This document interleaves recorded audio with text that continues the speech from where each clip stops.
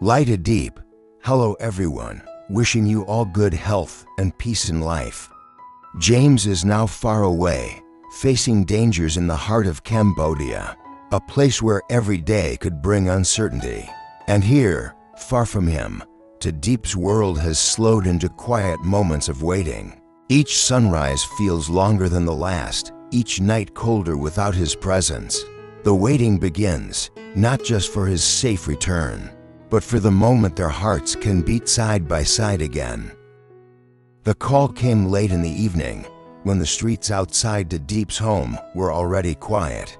James's voice on the other end was calm, as if he were trying to hide something behind the evenness of his tone. He told her he was in Cambodia for business, that some matters had become complicated, and that he might not be able to call for a while.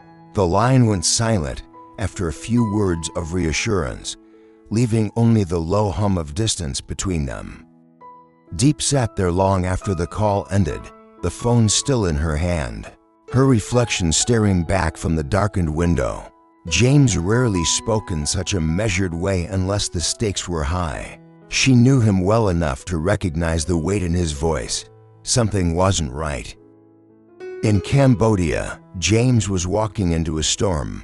His company had been targeted, investors vanishing, contracts mysteriously canceled, and whispers in the market that he was on the verge of collapse. It didn't take long for him to discover the man behind it all, John, an old rival carrying the scars of a family feud that had never healed. The past had found him again, this time with sharper claws. And it wasn't just the business John was after. James intercepted a message short, almost casual, but enough to send a chill down his spine. If the numbers don't break him, the girl will. He didn't need to guess who the girl was. Diep's name was etched into every decision he made, every risk he took. Now she was part of the game, whether she knew it or not. James wanted nothing more than to get on the next flight home, to see her, to make sure she was safe. But he knew the danger would only follow them back. The fight had to end here, in Cambodia. Even if it meant he'd have to vanish from her world for a while. He would protect her the only way he could, by keeping his distance. Back in Vietnam, the days began to blur for Diep. She tried to keep busy tending her small garden, selling vegetables at the market, but every quiet moment became an opening for worry. Was James eating well? Was he sleeping? Was he hurt? Sometimes she would catch herself staring at her phone, willing it to ring. It rarely did. Each night, she left the porch light on, just in case. It was a small, stubborn, hopeless signal to the man she loved, wherever he was, that she was still here, still waiting. And though miles of ocean and land lay between them, they were both fighting the same battle in their own way. James faced his enemy in the shadows of Phnom Penh, and Diep faced hers in the silence of waiting. Neither knew how long it would be before they saw each other again, but both understood this: love is not only measured by the moments you are together, but by the courage to hold on when everything else tries to pull you apart. James knew that in Cambodia, every move he made was being watched. The crowded streets of Phnom Penh felt smaller each day, the air heavy with the smell of rain and diesel. Somewhere out there, John's men were waiting for him to slip, waiting for a weakness. But James had learned long ago that the best way to win was not to run. It was to make the enemy believe they had already won. He arranged a meeting in an old warehouse by the river, telling a trusted local contact to let the word slip that he was there to finalize the surrender of one of his biggest contracts. In truth, it was bait. He had a small recorder inside his jacket, his mind replaying the sound of Diep's laugh as if it could steady his heartbeat. Hours later, footsteps echoed in the dim space. John appeared, his smile thin and poisonous. "James," he said smoothly, "you should have stayed in Vietnam. You'd still have your company and your girl." James kept his voice steady. "Leave Diep out of this. Your fight is with me." John tilted his head, amused. She's already in it. You just don't realize how deep." The words cut deeper than any blade. James wanted to rush forward to grab him by the collar, but he held back. Every second John talked was another second of truth recorded. Meanwhile, in Vietnam, Diep couldn't ignore the heaviness in her chest. That night, as rain began to fall, she sat by the window, her hands wrapped around a cup of tea gone cold. The porch light glowed faintly in the mist. She didn't know why, but she felt that James was in a place where one wrong step could cost him everything. And then, as if fate could no longer bear the silence, her phone lit up with a single, encrypted message: "Don't come looking for me. Whatever you hear, don't believe it. I'm coming home." But the strange thing was James never sent it. Diep stared at the glowing screen, her heart pounding. The words looked like James's, but something about them felt wrong. The tone was off, to distant, to final. She read the message again and again, as if a hidden meaning might reveal itself. A chill ran down her spine. If James didn't send it, then who did, and why? In Cambodia, James was beginning to feel the trap tightening around him. The meeting with John had ended without violence, but it left a bitter taste. The recorder in his jacket held enough to link John to the sabotage of his company, maybe even enough for an arrest. But before he could get the device to safety, something went wrong. His trusted local contact, the one who had set up the warehouse meeting, wasn't answering calls. James retraced his steps through the dark, narrow streets near the river, every instinct on edge.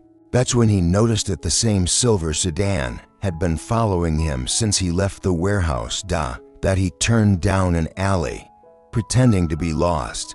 The hum of the engine grew louder, then stopped. 3 men stepped out. One of them held a phone in his hand, the blue light reflecting off his face.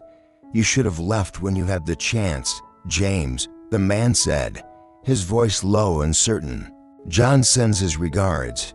James's fists tightened, but before he could speak, the man continued, "Oh, and your girl? She's safer with us watching her. You wouldn't want her to be alone, would you?" Miles away, Diep felt a sharp ache in her chest, the kind that made breathing harder. Somewhere deep inside, she knew James was in trouble, and she was done waiting in the dark. Diep couldn't sleep. The rain outside had turned into a steady, cold drizzle that tapped against the windows like an impatient warning. Every hour she checked her phone, hoping for a call, a real message from James, something that could tell her he was safe, but the screen stayed dark. She opened her laptop and booked a ticket to Phnom Penh without telling anyone, not even her closest friends. If James was in danger, she couldn't just sit at home and wait for the worst. She packed lightly, just enough clothes for a few days, her passport, and a small photo of the two of them together at the market last spring. She tucked it inside her wallet, close to her heart. By the time her flight landed in Cambodia, the air was thick and heavy with humidity. The streets buzzed with motorcycles and vendors shouting in a language she barely understood. But she didn't care. She had only one goal: find James. Unbeknownst to her, James was being held in a dimly lit room somewhere on the outskirts of the city. His hands were tied, but his mind was sharp.